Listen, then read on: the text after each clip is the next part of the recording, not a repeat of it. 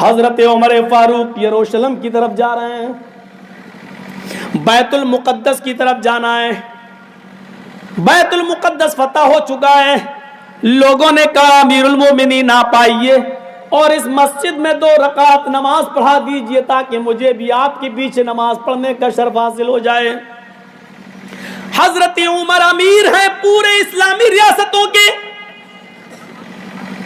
اپنی ایک جماعت، اپنا ایک گروہ لے کے جا رہے ہیں۔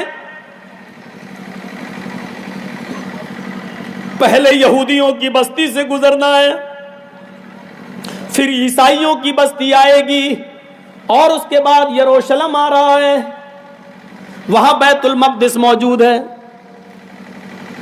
اب غور سے سننا، بہت سی چیزیں تمہیں اس واقعے کے اندر ملیں گی۔ حضرت عمر فاروق اپنے چند لوگوں کو لے کر جب نکلتے